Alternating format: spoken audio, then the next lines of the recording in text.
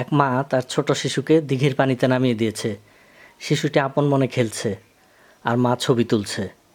মা জানে এই দিঘিতে কুমির আছে, যে কোনো সময় ঘটে যেতে পারে একটি দুর্ঘটনা, কিন্তু সামান্য সচেতনতা নেই।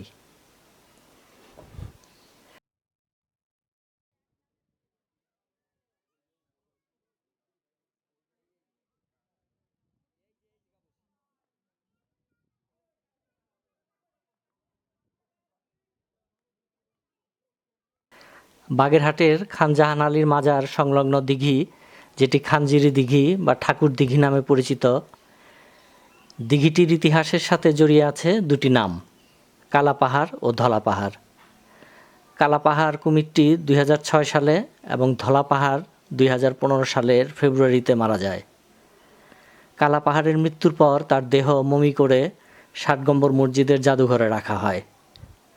কালা পাহাড় ও ধলা পাহাড়ের বংশধর হিসাবে পরে যে কুমিরগুলো ছিল তা নিয়ে অতি সম্প্রতিকালে বেশ কয়েকটি ঘটনা ঘটার পর কুমিরটিকে বন বিভাগের সদস্যরা আটক করে সুন্দরবনের করমজলে নিয়ে যায়।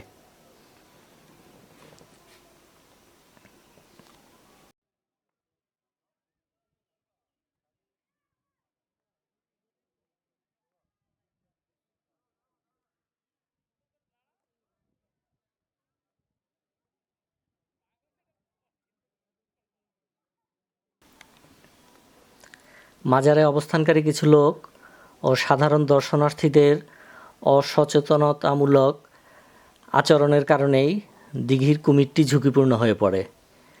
দিঘির পাড়ে এমনকি মাজারের প্রবেশের মুখে যে নির্দেশাবলী আছে সেগুলো কুমির নিয়ে সতর্কবার্তা থাকলেও বেশিরভাগ মানুষকে অসতর্কভাবে দিঘিতে গোসল করতে ও পানিতে নেমে ছবি তুলতে দেখা যায়।